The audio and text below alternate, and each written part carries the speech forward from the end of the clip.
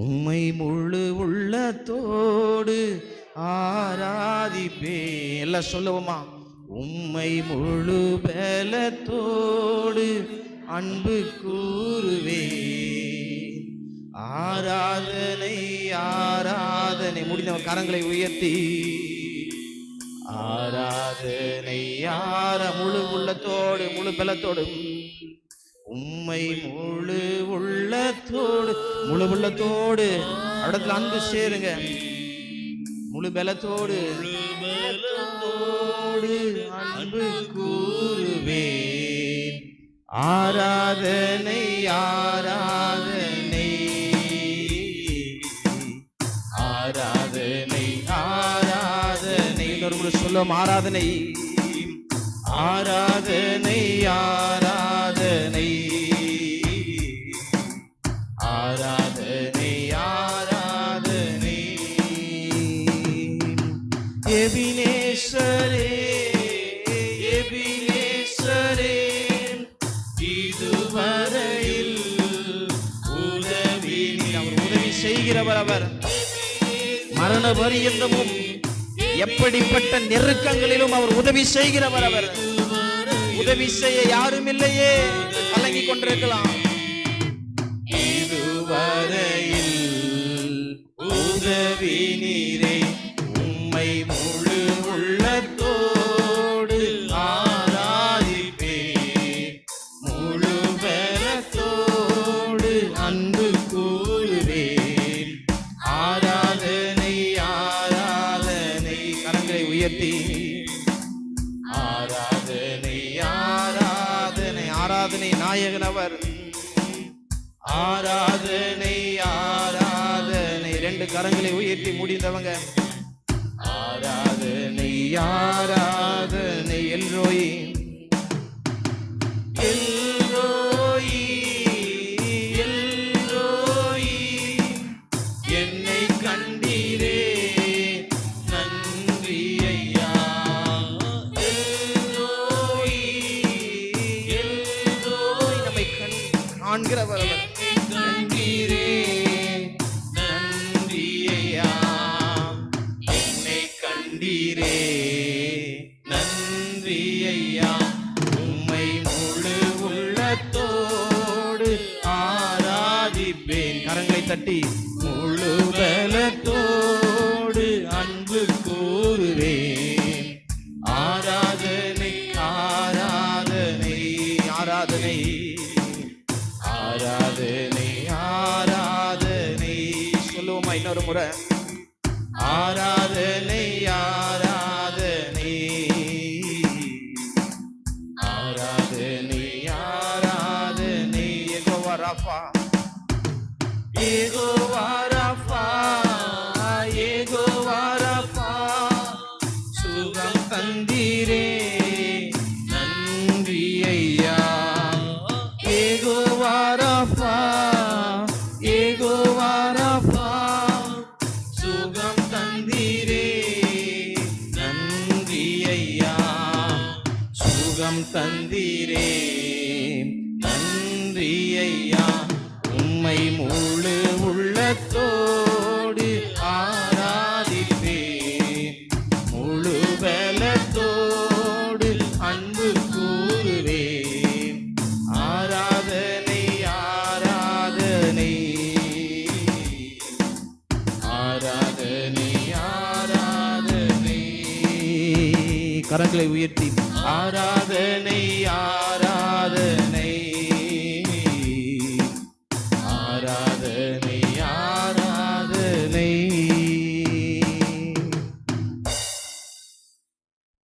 ஆமாண்டவரே,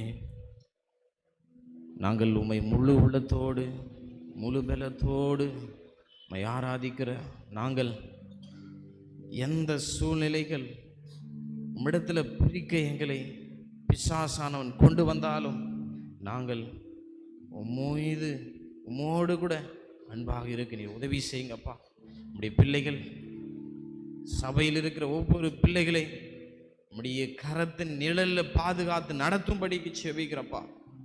பலவீனத்தின் மத்தியில் என்னை காண்பதற்கு யாரும் இல்லையே, என்னுடைய வாழ்க்கை துணை யாரும் இல்லையே, என்னுடைய பிரச்சனைகளை சொல்லி அழுவதற்கு யாரும் இல்லை.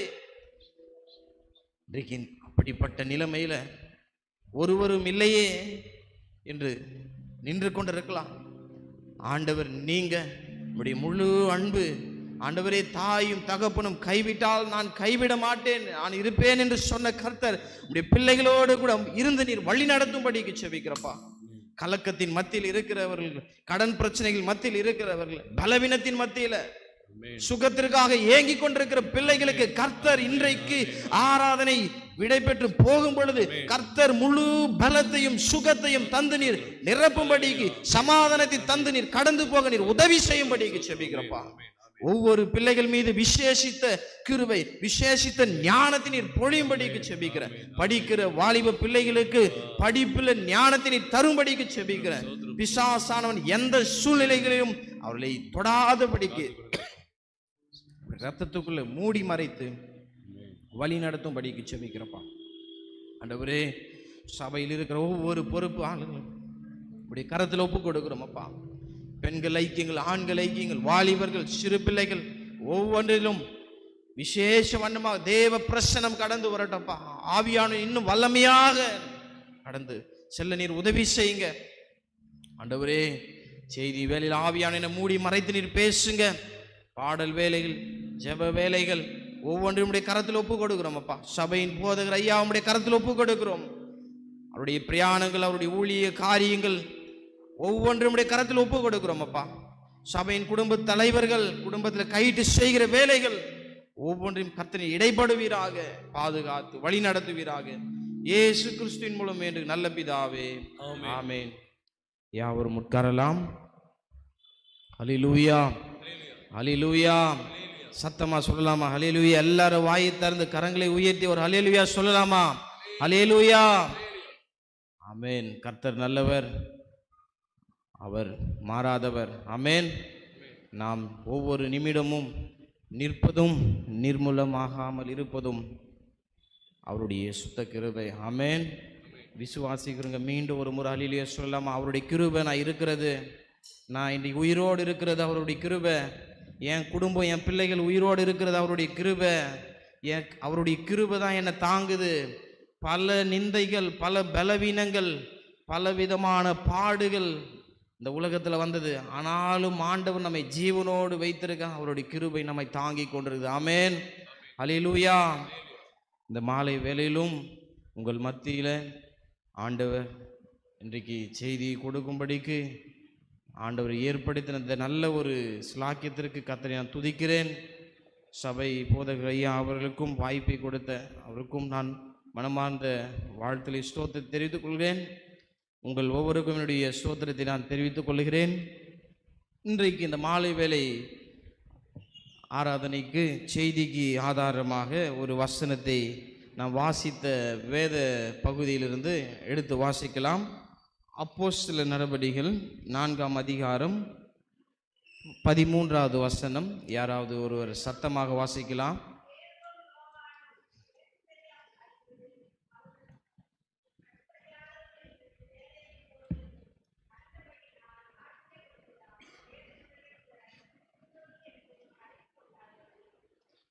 பேதுரும் யோவானும் பேசுகிற தைரியத்தை அவர்கள் கண்டு அவர்கள் படிப்பறியாதவர்கள் என்றும் பேதமை உள்ளவர்கள் என்றும் அறிந்தபடியினால் ஆச்சரியப்பட்டு அவர்கள் இயேசுவுடனே கூட இருந்தவர்கள் என்றும் அறிந்து கொண்டார்கள். பாருங்க, இந்த வேத வசனம் சொல்லுகிறது, பேதுருவையும் யோவானையும் குறித்து சொல்லுகிறது.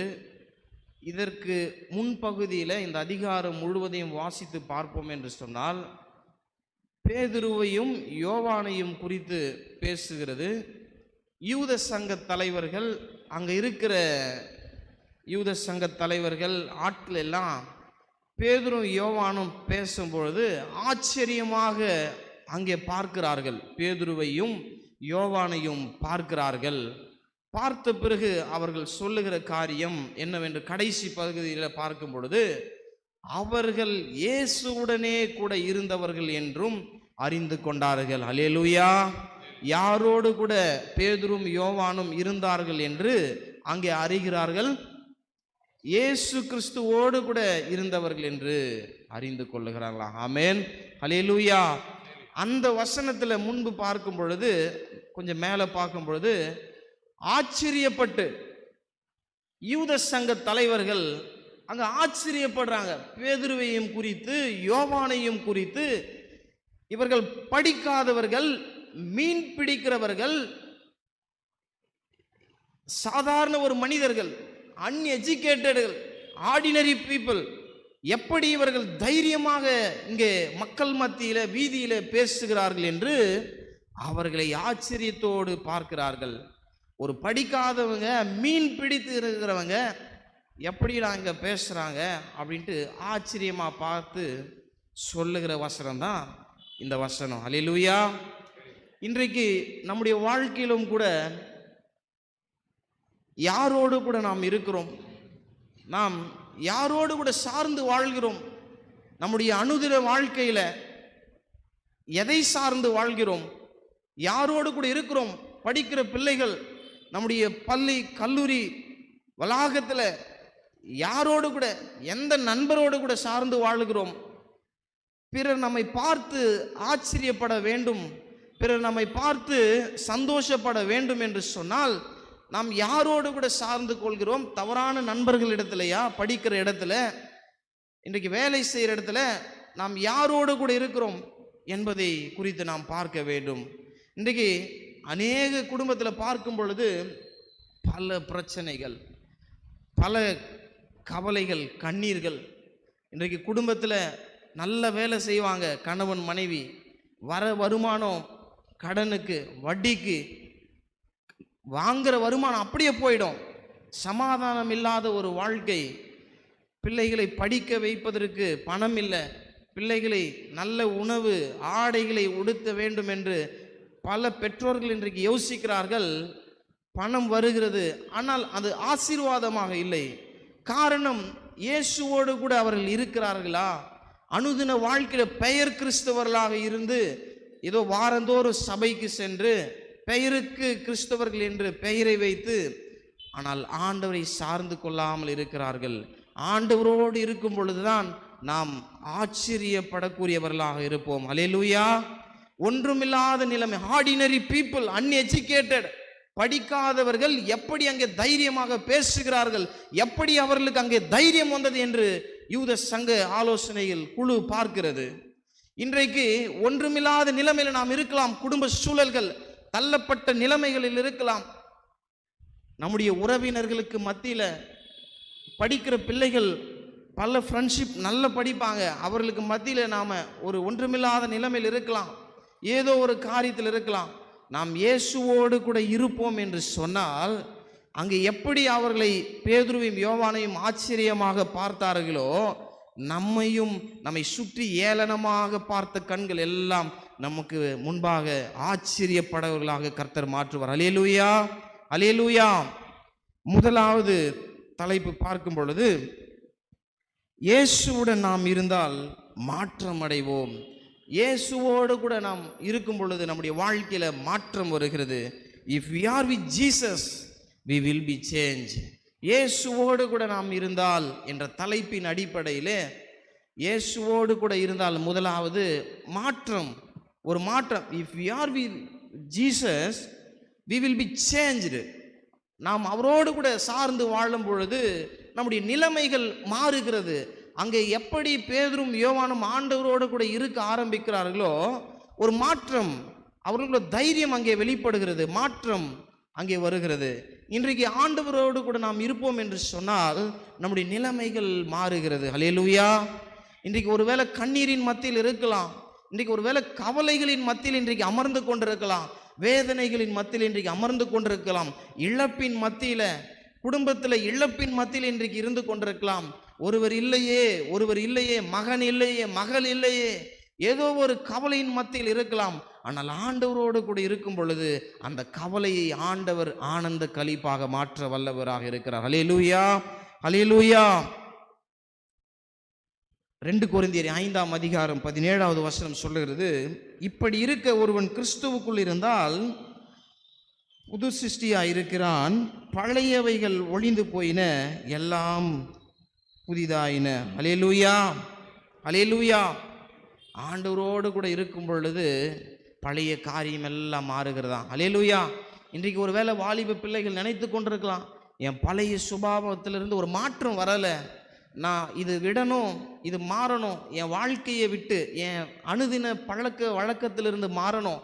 குடும்பத்தில் இன்றைக்கு சகோதரிகள், இது எனக்கு வேண்டாம், இது எனக்கு ஒரு மாற்றம் வரணும், எனக்குள்ள ஒரு மாற்றம் இல்லையே என்று ஏதோ ஒரு காரியத்தை குறித்து எதிர்பார்த்து கொண்டு ஜெபித்து கொண்டிருக்கலாம்.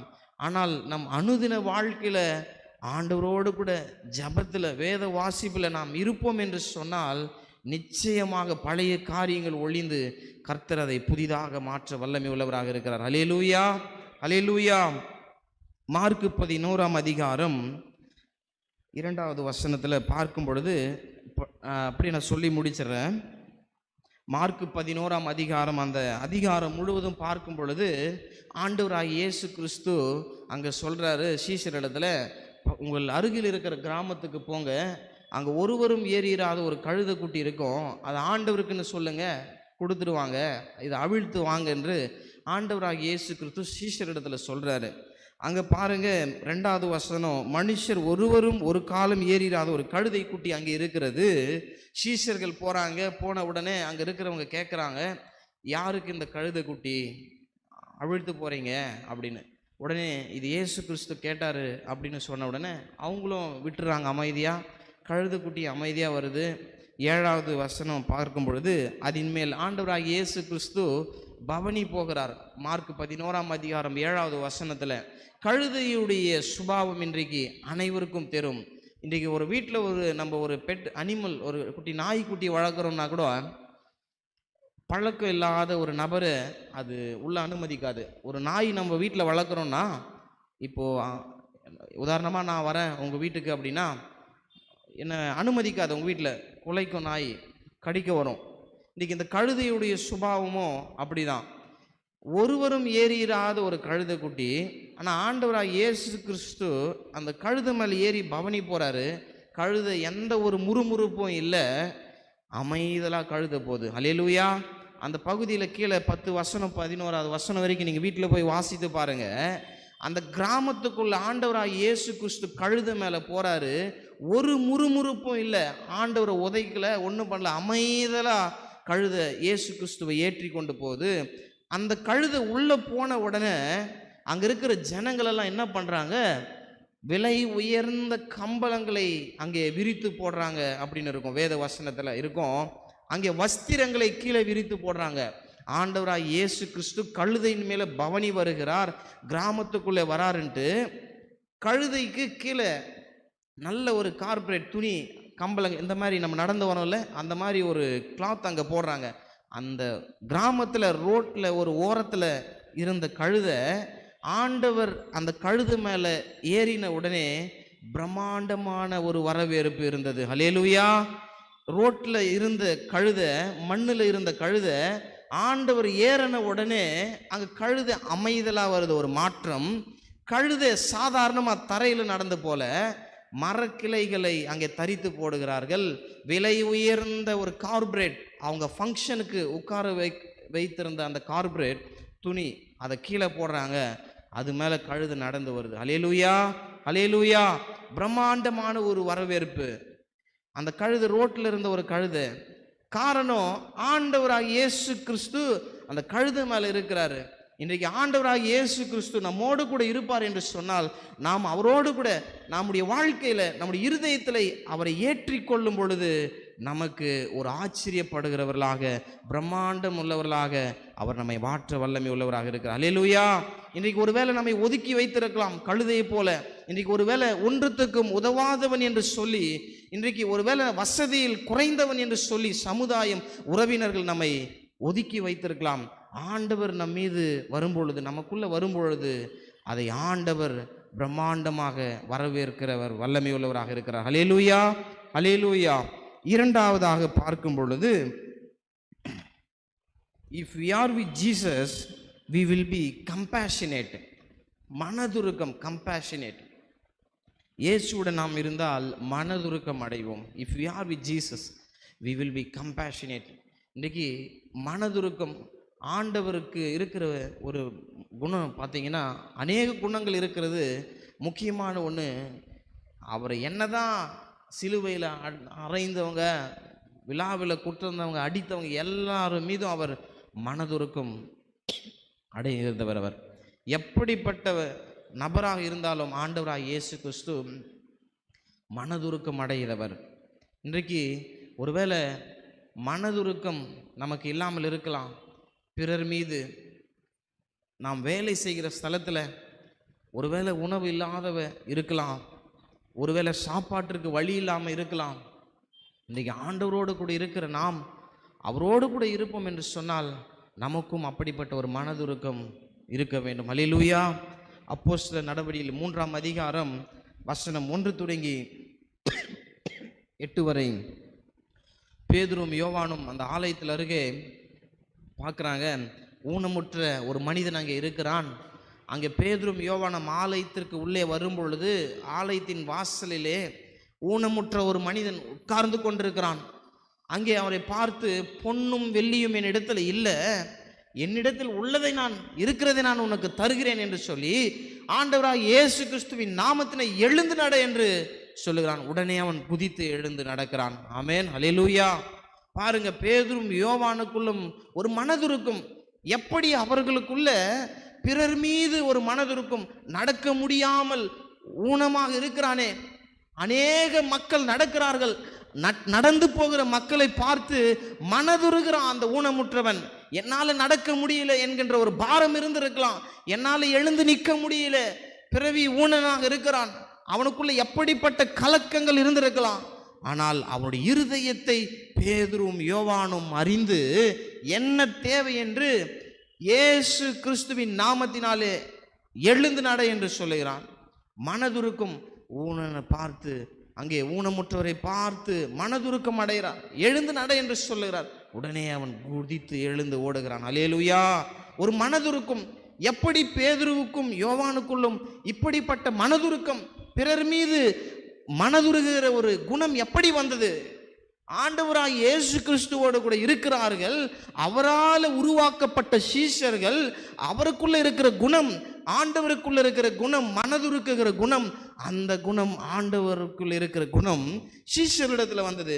இன்றைக்கு அவருடைய பிள்ளைகளாகிய நாம், அவருடைய சாயலில் உருவாக்கப்பட்ட நாம், அவரை துதிக்கிற நாம், வேத வாசிக்கிற நாம், அவருடைய பிள்ளைகளாகிய நாம், அவருக்குள்ள இருக்கிற குணம் நமக்குள்ள வர வேண்டும். அல்லேலூயா. இது ஒருவேளை மனதுருக்கம் இல்லாமல் இருக்கலாம், ஒருவேளை பிறர் மீது எரிந்து விழுகிற ஒரு கோபம் இருக்கலாம், பிறர் மீது நமக்கு விரோதமாக ஒரு தவறு செய்திருக்கலாம். அந்த தவறை மனதில் வைத்து நாம் கோபத்தை காட்டுகிறது கிறிஸ்துவ வாழ்க்கை அல்ல. மனதுருக்கம் அடைய வேண்டும், மனதுருக்கம் அடைய வேண்டும். இல்லாதவர்களுக்கு கொடுக்க வேண்டும். உன்னிடத்தில் இல்லதை கொடு, வஸ்திரம் இல்லாதவனுக்கு கொடு என்று ஆண்டவர் சொல்லுகிறார். அல்லேலூயா. ஒரு மனதுருக்கம் நமக்கு வர வேண்டும். ஆமென், அல்லேலூயா. அன்னை தெரேசா பற்றி அனைவருக்கும் தெரியும். அவங்களுடைய ஒரு நாள் அவருடைய 18 வயதில் அன்னை மதர் தெரேசா அவருடைய 18 வயதில் ஒரு சொப்பனம் அவர்களுக்குள்ளே வந்ததான். அவர்கள் தூங்கி கொண்டிருக்கும் பொழுது கடவுள் அவர்களை பரலோகத்திற்கு எடுத்து சென்று அநேக ஏழை எளிய பிள்ளைகள், வேதனைப்படுகிற பிள்ளைகள், கண்ணீர் வடிக்கிற பிள்ளைகளை அவர்களுக்கு முன்பாக நிறுத்தினாராம் கர்த்தர் சொப்பனத்தில். அப்பொழுது அவர்கள் அறிந்து கொண்டார்களாம், அநேக மக்கள் கவலையின் மத்தியில் உணவு இல்லாமல் ஆதரவற்ற பிள்ளைகள் இருக்கிறார்கள், அவர்களுக்கு உதவும்படியாக, அவர்களுக்கு சேவை செய்யும்படியாக ஆண்டவர் என்னை அழைத்திருக்கிறார் என்று மதர் தெரேசா அவர்கள் அறிந்து கொண்டார்களாம். அவர்களுக்குள்ள ஒரு மனதுருக்கம். 18 வயதில் ஊழியம் செய்வார்கள். அவங்க ஆரம்பிக்கிறாங்க. கல்கட்டா பகுதியில் அநேக பகுதிகள், கைவிடப்பட்ட பிள்ளைகள், ஆதரவற்ற பிள்ளைகள், அவர்கள் மீது கரிசனை, மனதுருக்கம் அடைந்து அனைவர்களுக்கும் அவர் தாயாக இருந்து வருகிறார். அல்லேலூயா, அல்லேலூயா. இன்றைக்கு நாமும் கூட அவரோடு கூட இருக்கிற பிள்ளைகள் பிறர் மீது மனதுருக்கம், நம்மிடத்தில் சண்டை போட்டிருக்கலாம், அவர்கள் மீதும் நம் மனதுருக்கம் அடையவர்களாக இருக்க வேண்டும். ஆமென். மூன்றாவதாக, இயேசுவோடு கூட நாம் இருந்தால் மருளாதிருப்போம், பயப்படாத, without fear. If we are, we will be Jesus. If we are with Jesus, we will be courageous. பயம் இல்லாமல் இருப்போம். ஆண்டவரோடு கூட இருக்கும் பொழுது நமக்கு ஒரு பயமும் வருகிறது இல்லை. ஆமென், ஹல்லேலூயா. ஏனென்றால் ஆண்டவர் நமக்கு பயமுள்ள ஆவியை கொடாமல் பலமுள்ள ஆவியை கொடுக்கிறவர் அவர். ஹல்லேலூயா. அப்போஸ்தலர் 4ஆம் அதிகாரம் 18வது வசனத்தை யாராவது ஒரு எடுத்து வாசிக்கலாம்? போதுங்க. அவர்களை அழைத்து, எவர்களை? யூத சங்கத்தினர்கள் பேதுருவையும் யோவானையும் அழைத்து இயேசுவின் நாமத்தை குறித்து எதுவுமே பேசக்கூடாது என்று சொல்லி கட்டளையிட்டார்கள். கமாண்டட். அந்த இடத்துல ஒரு கமாண்ட் பண்றாங்க, ஒரு ரூல்ஸ் போடுறாங்க. இயேசு கிறிஸ்துவை பத்தி பேசாத, ஏன் பேசுற இயேசு கிறிஸ்துவை பத்தி என்று அங்கே பயமுறுத்துகிறார்கள். அங்கே யூத சங்க தலைவர்கள், அங்கே பெரிய அதிகாரிகள். பேதுரும் யோவானும் ஒரு சாதாரண ஒரு மனிதர்கள், அவருடைய வார்த்தைக்கு பயப்படலாம். ஆனால் அவர்கள் சொல்லுகிறார்கள், இயேசுவை பத்தி சொல்லாத, எதுக்கு சொல்ற அப்படின்னு.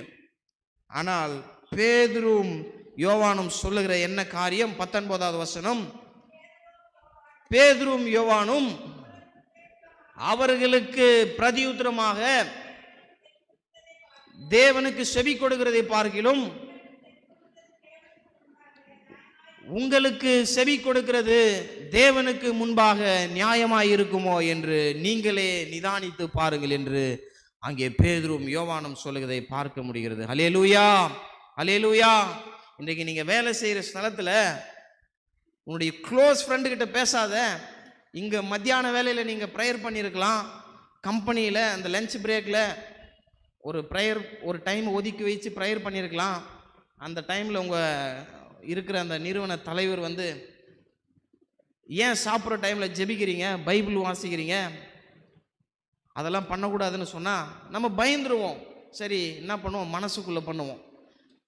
ஏன்னா நம்மளுக்கு சம்பளம் தரவங்க, நம்மளுக்கு வேலையை தரவங்க, நம்ம மேலதிகாரிட்ட நம்ம எதிர்த்து பேச மாட்டோம். ஆனால் இங்கே பேதுரும் யோவானும் சொல்லுகிறார்கள், இயேசு கிறிஸ்துவை பற்றி நாங்கள் எப்படி பேசாமல் இருப்பது, உங்களுக்கு செவி கொடுக்கிறது நியாயமா என்று அங்கே அவர்கள் தைரியமாக பேசுகிறதை பார்க்க முடிகிறது. ஹல்லேலூயா. தைரியம். காரணம் ஏனென்றால் அவர்கள் ஆண்டவரால் உருவாக்கப்பட்டவர்கள், ஆண்டவரால் தேர்ந்தெடுக்கப்பட்டவர்கள், ஆண்டவரோடு கூட இருக்கிறவர்கள். அங்கே இயேசு கிறிஸ்துவோடு கூட இருக்கும் பொழுது அவர்களுக்குள்ள தைரியமாக பிரசங்கிப்பதற்கு அங்கே அவர்களுக்கு தைரியம் வந்தது. ஹல்லேலூயா, ஹல்லேலூயா. லூக்கா அப்போஸ்தலர் 5ஆம் அதிகாரத்தில் பார்க்கும் பொழுது அந்த 5ஆம் அதிகாரம் முழுவதிலுமே பேதுருவும் யோவானும் அங்கே தேவனுக்கு கீழ்ப்படிந்து மனிதனுக்கு கீழ்ப்படிவது தவறு என்பதை அங்கே அவர்கள் பேசுகிறதை பார்க்க முடிகிறது. ஹல்லேலூயா, ஹல்லேலூயா. அங்கே அவர்கள் தைரியமாக பேசுகிறார்கள், பயம் இல்லாமல். நாங்கள் ஆண்டவருடைய வார்த்தையை பேசுவோம், அங்கே அவருடைய வார்த்தையை ரட்சிப்புக்கு நேராக நாங்கள் கொண்டு வருவோம் என்று அவர்கள் தைரியமாக பிரசங்கிக்கிறார்கள். அப்படிப்பட்ட தைரியம் வருவதற்கு காரணம் இயேசு கிறிஸ்துவோடு கூட இருக்கிறவர்கள் அவர்கள். ஹல்லேலூயா. இன்றைக்கு ஒருவேளை நம் பயத்தின் மத்தியில் நீங்கள் இருந்து கொண்டிருக்கலாம். சூழ்நிலைகளை கண்டு, பிள்ளைகளுடைய எதிர்கால வாழ்க்கைகளை கொண்டு, பிள்ளைகளுடைய திருமண வாழ்க்கையை கொண்டு, சரீரத்தில் இருக்கிற வியாதியை கொண்டு பயந்து கொண்டிருக்கலாம். பிள்ளைகளுடைய எதிர்கால திட்டங்கள், வாலிப பிள்ளைகள் இருக்கிற பெற்றோர்கள், பிள்ளை படிப்பானோ, என்ன செய்வானோ, எதிர்கால வாழ்க்கை என்ன ஆகுமோ, என்ன பண்ணுவது, திருமணத்திற்கு வைத்திருக்கிற திருமணத்திற்காக காத்திருக்கிறவர்கள், திருமணத்திற்கு பணம் இல்லை என்று பயம், பலவித சூழ்நிலைகளில், பலவித கோணங்கள் இன்றைக்கு பயம் அன்றாட வாழ்க்கையில் நம்மை வாட்டிக்கொண்டிருக்குது. ஹல்லேலூயா. ஆனால் ஆண்டவரோடு கூட சார்ந்து வாழும் பொழுது நமக்குள்ள ஒரு தைரியம் வருகிறது. ஹல்லேலூயா. If we are with Jesus, we will be changed, courageous. இன்றைக்கு ஆண்டவரோடு கூட இருக்கும் பொழுது எப்படிப்பட்ட சூழல் நம்மை பயமுறுத்த பிசாசானவன் கொண்டு வந்தாலும் ஆண்டவர் நமக்கு தைரியத்தை தர வல்லமை உள்ளவராக இருக்கிறார். ஹல்லேலூயா. ஜான் பன்யன் என்கின்ற ஒரு வேத வல்லுனர் 17ஆம் நூற்றாண்டில் இங்கிலாந்தில் வாழ்ந்த ஒரு மனிதன். 17ஆம் நூற்றாண்டில் இங்கிலாந்தில் அந்த பகுதியில் சுவிசேஷத்தை பல இடங்களிலே அவர் பிரசங்கித்து வந்தார். கண்டிப்பாய் பேசக்கூடியவர். அவர் பிரசங்கத்தின் மூலம் இங்கிலாந்தில் முழுவதுமே அநேக பகுதிகளில் ஒரு ரட்சிப்பு வந்தது, ஒரு மாற்றம் வந்தது. ஆண்டவரை ஏற்றுக்கொண்ட ஜனங்கள் இன்றைக்கு இருக்கிறார்கள் என்று சொன்னால் ஜான் பன்யன் என்கின்ற அந்த மனிதன் மூலமாக தான் அங்கே ரட்சிப்பு வந்தது. அவர்கள் அங்கே இருக்கிற பொறுப்பாளர்கள், அங்கே இருக்கிற காவலாளர்கள் ஜான் பன்யனை மிரட்டினார்கள், பயமுறுத்தினார்கள். நீ ஆண்டவரை பற்றி, இயேசுவை பற்றி இங்கே பிரசங்கித்தால், சுவிசேஷத்தை அறிவித்தால் சிறையிலே நாங்கள் அடைத்து விடுவோம் என்று சொல்லி அவர்களை பயமுறுத்தினார்கள். ஜான் பன்யன் சொன்னது, நீங்கள் என்னை சிறையில் அடைத்தாலும் சரி ஆண்டவரை பற்றி நான் பேசுவேன் என்று சொன்னார். இங்கிலாந்தில் 12 ஆண்டுகள் அவரை சிறையிலே அங்கே இங்கிலாந்து நீதிபதியானவர் அடைத்தார். அந்த சிறையில் அவர் பிரசங்கிக்க தொடர்ந்தார். அங்கே மோட்சத்தின் பயணம் என்ற ஒரு புஸ்தகத்தை எழுத ஆரம்பித்தார் சிறையில். அந்த புஸ்தகத்தின் மூலம் சிறையில் இருக்கிற அனைத்து மனிதர்களும் ஆண்டவர் ஏற்றுக்கொண்டனர். ஹல்லேலூயா, ஹல்லேலூயா. நமக்குள்ள தைரியம் இருக்கும் என்று சொன்னால் நிச்சயமாக நாம் ஜெயிக்கிறவர்களாக நாம் மாறுவோம். ஹல்லேலூயா. If we are with Jesus, we will be face everything, whatever, wherever we'll going, whatever problem will coming in our life, we will be facing everything. Hallelujah. எது நம்முடைய வாழ்க்கையில் என்ன பிரச்சனைகள் நம்முடைய வாழ்க்கையில் வந்தாலும் நாம் ஆண்டவரோடு கூட இருக்கும் பொழுது நாம் அனைத்தையும் ஜெயிக்கிறவர்களாக நாம் மாறுவோம். ஹல்லேலூயா. முதலாவது பார்த்தோம், இயேசுவோடு கூட இருந்தால் நம்முடைய வாழ்க்கையில் நம்முடைய நிலைமைகளில் ஒரு மாற்றம் வரும். இரண்டாவது, இயேசுவோடு கூட இருந்தால் மனதுருக்கம் அடைவோம். மூன்றாவதாக, இயேசுவோடு கூட நாம் இருந்தால் பயப்படாமல் இருப்போம். ஹல்லேலூயா. கர்த்தர் தாமே இந்த வார்த்தைகளை ஆசீர்வதிப்பாராக. ஆமென்.